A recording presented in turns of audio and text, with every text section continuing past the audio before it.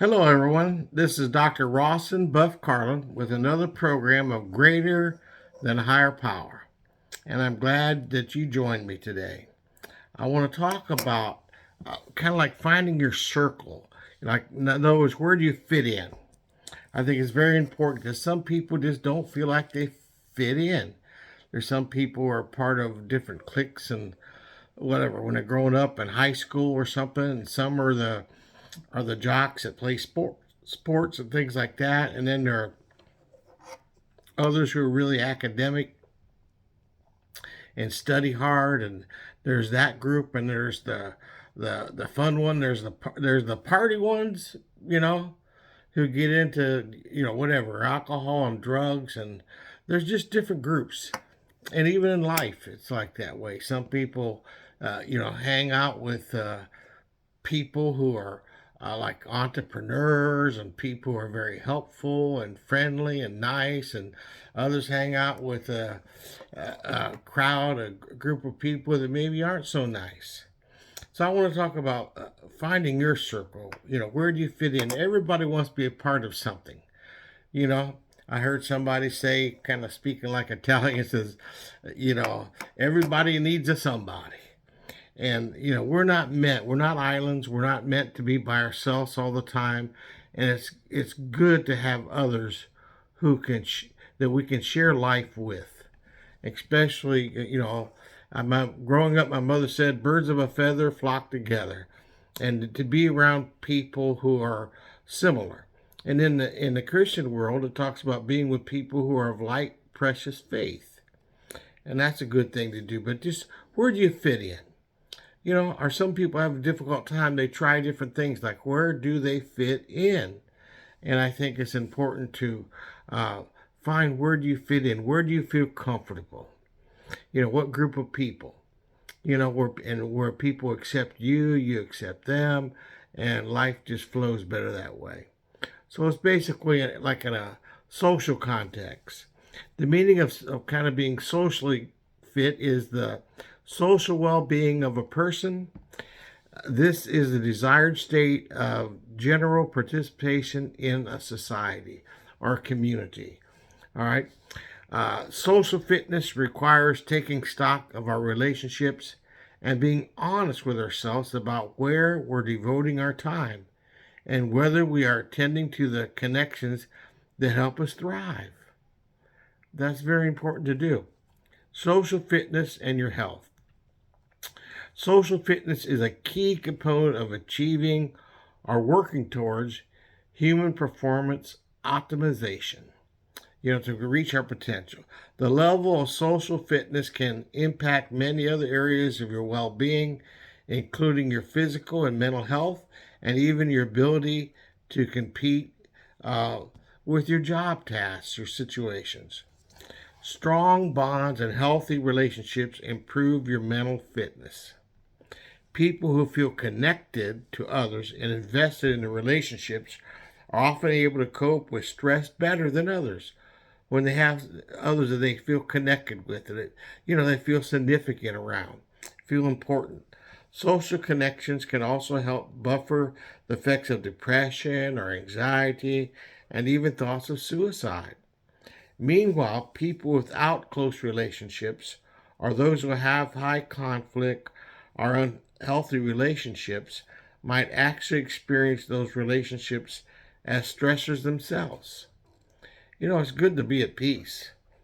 Relationship stress can cause you to turn to unhealthy habits such as drinking alcohol, drug use, isolation, overeating, or whatever to cope. Or even some people get into gambling.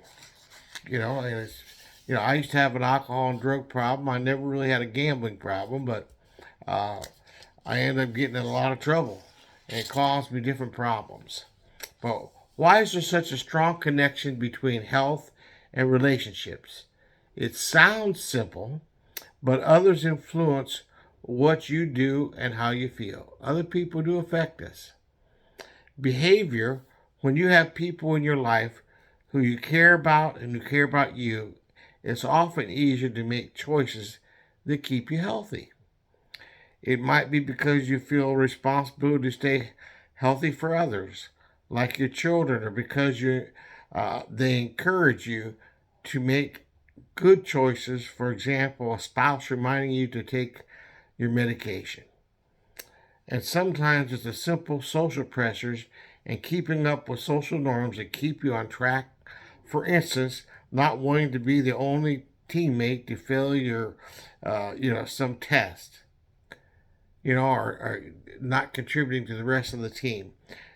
So our behavior, it affects our behavior, and also has for purpose, our purpose. The relationships with the people in your life probably help give you a sense of meaning and purpose. They do. Connecting with others can help you feel that you matter, which can help you feel happier. When you're connected, you feel like you matter. You matter. Have more gratitude and a more optimistic view of life. And having good relationships with those you regularly interact with can help you to feel more in control of your environment, which reduces stress and helps you feel more motivated. So it's good to have people around that encourage us, and we can encourage them also, and get some support for one another. While positive influences and caring people can positively affect your behaviors and build emotional fulfillment, negative influences can hurt your health. If you are surrounded by those who don't encourage healthy behaviors, have an interest in your health or their own, or inspire purpose, or are unpredictable, your well-being and choices you make can suffer. It's good to be around a warm, caring environment and friends who accept you as you are. That's why it's important to build your social relationship and be thoughtful about who surrounds you, who you're hanging out with. Now, in recovery from alcohol and drugs, because I happen to be a licensed clinical addiction specialist, uh, what I found is they say in recovery we have to think about our people, places, and things. What people you hang out with? What places do you go? And what things are you around? And so it's important to choose well our circle of friends and basically who we're around to connect. Those who benefit from good relationships have strong family relationships and are connected to others and in their community tend to be physically healthier than those without meaning or even some good social ties. Everybody likes to belong. Nobody likes to feel like they're lonely or by themselves all the time.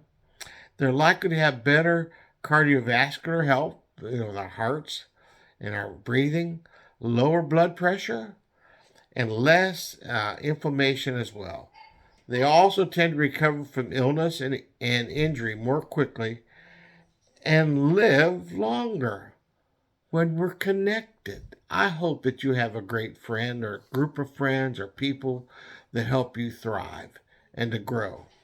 Strong relationships matter to your health just as much as losing weight, getting active, sleeping well, and stopping smoking. The reverse is also true. People who experience loneliness or don't feel supported by those around them report more health problems. Those with weak relationships are also at risk for earlier death. Social fitness is the degree to which you assess, build, and optimize relationships and interactions you have with others. The connections that you build with family members, friends, teammates, and those in your community are key to your overall health and ability to perform and be at your best. I mean, it helps your spirit, helps you spiritually also. Healthy relationships are characterized by mutual respect. Give people you respect, and the people that respect you. Uh, Mutual respect, support, and effective communications. Whereas healthy communications, the health of your relationships and your level of engagement in those relationships impact all other aspects of your well-being. You know from how much sleep you get to what kind of food choices you make. All right, how you recover from illness, stress, and trauma. Whether you're in military service, a spouse or partner, or support, but whatever group you're part of, it's important to choose wisely. A good group of healthy people who are a blessing to you, and you bless them too. All right, and then we can actually are better people when we take time to get to know other people and feel good about ourselves being around them. So I think that's very important to do that. All right, so being basically socially fit or fitting in, to know where you fit in. Where do you fit in? Some people feel like they don't fit in, and it's difficult.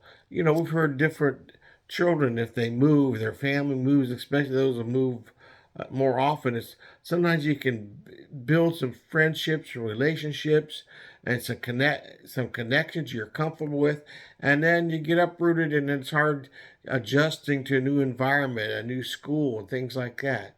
But it's important to learn to find out where do you fit in. All right. Uh, so basically, it helps us to be able to engage in productive personal and professional relationships, positively interact with others in our network, in our circle. How is your circle of friends? Who are the people you hang out with?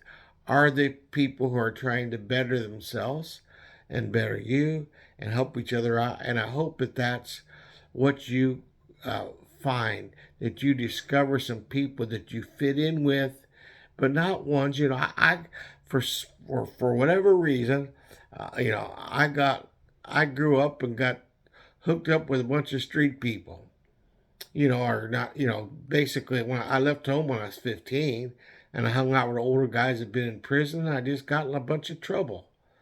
And we just kind of hung out. We robbed places and just did things that wasn't good, and that's not a good way to live. And I hope you're not down that path. If you are, you can change. And I pray that God will help you make wiser choices and find some good, healthy, wholesome people that will be a blessing to you. All right. Social fitness is like any other area. The more you practice or exercise it, the stronger your relationships will be. It takes work. Relationships take work. Marriages take work. They all do. So, how can we begin taking stock of our relationships? Think about it. Who you hang out with? Are you satisfied with that?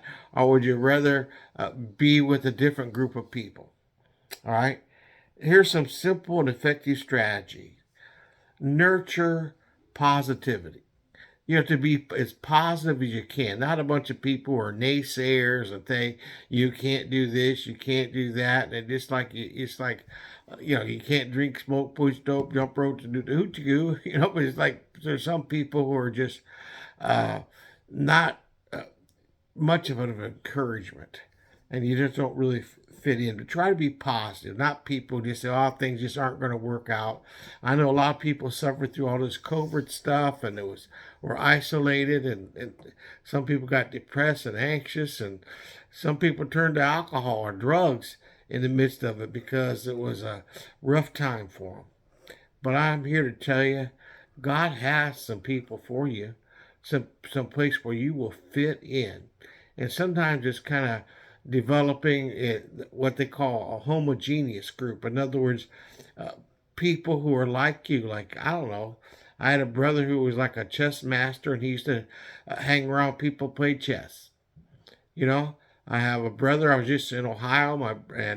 A brother got inducted into a sports hall of fame for his basketball playing, but he hung out and he played sports all the time. Was very good in sports, and it really affected his life. And he ended up, doing a lot of coaching, helping a lot of young people, helping them not in college but semi-pro and all that stuff too.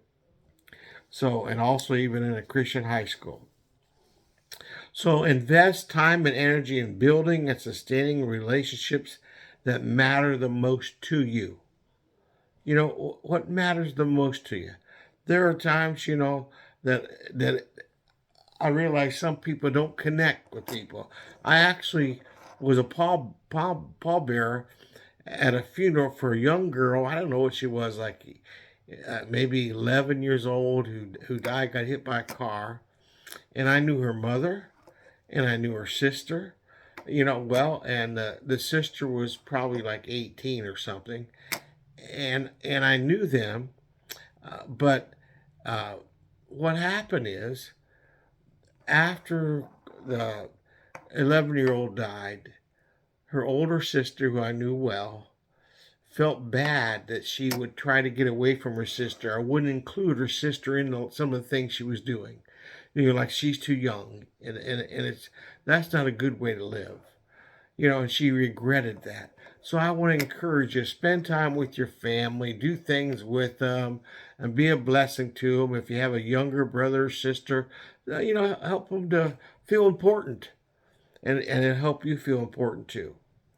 All right, so it's good to get a support network and build it up, uplifting people that can significantly enhance uh, your well-being all around and boost your happiness levels. Another thing that helps besides nurturing positivity, being positive, that's important to do. Also embrace empathy and active listening. So with empathy, we listen to other people and we learn to care about their feelings and have active listening where we take time to really listen to them. Some people don't really take time to really listen to other people. And we all need somebody that we can talk to and somebody that will listen. Because there's some things we need to bounce off somebody else. And if we do that, it can help us and bless us and give us wisdom or just help us feel connected. A crucial aspect of social relationships is the capacity to comprehend and emphasize with others. You have to have basically empathy with other people, demonstrating kindness, empathy, compassion, active listening can fortify relationships and promote effective communications. That's very important to have. By actively listening and displaying empathy, we can build trust, establish intimacy, and foster strong bonds. And I hope that you learn to do that. And, the Bible actually says if you want to have a friend, show yourself friendly. It's learning to be friendly, learning how to talk with people. You know, it's so important to do it. Before, I was like a social retard. I could talk about alcohol and drugs and a life of crime, but I didn't know how to be around regular people. Even after I became a Christian, it took me a while to learn to be able to fit in, you know, because it was just a whole new world for me. So it's good to embrace new relationships and social experiences, stepping outside of our comfort zone at times. All right, meet new people and try novel experiences can broaden your perspective, expand your social network, and sharpen your social skills. It's a great way to challenge yourself and improve your social life. So it's important for all of us to feel connected. Where do you fit in? And do you allow other people to fit in? Some people just like they roast others and get on about their differences, and just, and sometimes it's kind of in fun, but I will tell you, sometimes that can hurt too. So be careful how you speak to other people. Work on struggling relationships. It's important to recognize when a relationship is struggling and take steps to repair it. This involves having open and honest communication and working together to find solutions to issues that have arisen over time. By putting in the effort to repair a relationship, you can show that person they are valued in your life. Show them that you're valued, that they fit in, and also that you can fit in with them. All right? And then it's important. I think it's great to be able to give back to the community, like volunteering somewhere, helping out. Whether it's with children or the elderly, but there are people who need others, and volunteering is a good way of doing it. I mean, it's great to, I don't know, coach a little kid's soccer team or baseball team or basketball team or whatever it might be, and spend some time with them. And then after a while, their face will light up when they see you. They'll be glad to see, oh, the coach is here, and you'll be able to bond with them, but also not only help them with their physical skills, but also to help them to attain good values in life. So to me, that's so important. So give back to the community and contribute to other people in your life. To me, that's so important to do that. Now, it's challenging to build strong and quality relationships, but don't give up. Work at it. It can be worth it. Some common challenges include fear of rejection. Nobody likes to be rejected. We like to be accepted in a circle, and when we want to fit in. Some people have difficulty building trust because sometimes it's things that have happened to them. People who have let them down, and that does happen. Or lack of social skills. Don't know. I didn't know how to talk. I'm telling you. When I became a Christian, it took me a while to learn to interact with other people, and I used to feel very awkward. Uh, However, by setting goals and tracking progress, these challenges can be overcome, and your social life can be improved. All right. Uh, so try to participate in events, in situations with other people, and it you can learn to build quality relationships. I remember one time I went to a function.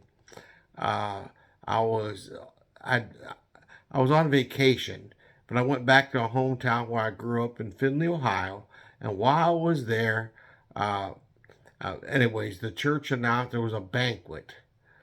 And it was at actually a hotel, and I was invited, and I went there, and I looked, and there was a man that I hardly knew.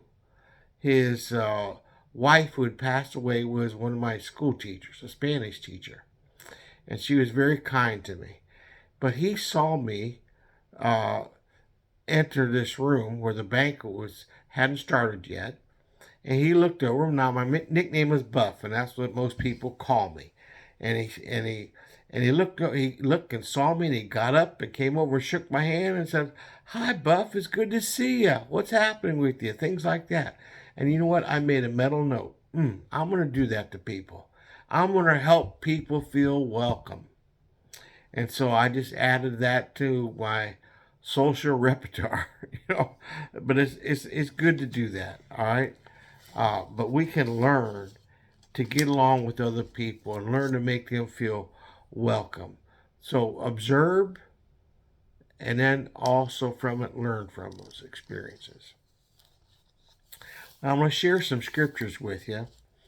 Like, for instance, in Romans chapter 12, uh, verse 1 and 2, it talks about, be not conformed to this world, but be transformed by the renewal of your mind, that by testing you may discern what is the will of God, what is good and acceptable and perfect. And actually it talks about uh, us sometimes getting involved, you know, with other people, but not conform to the world. Some people just do what other people do.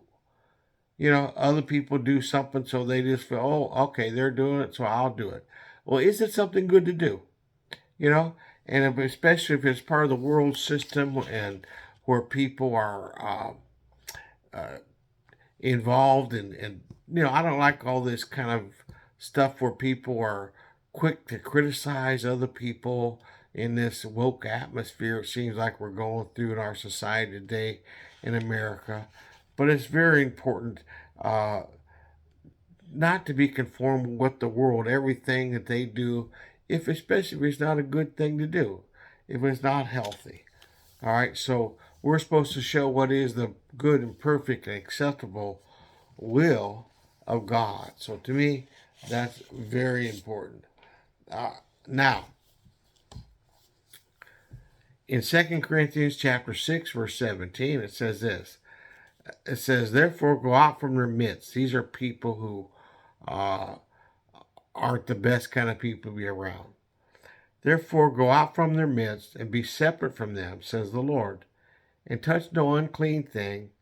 It says, then will I welcome you. All right, so sometimes we have to come out from certain situations. We have to walk away from them, not hang out with them. Because I've been involved as an addiction therapist, I'm also a mental health counselor, and I've also pastored churches.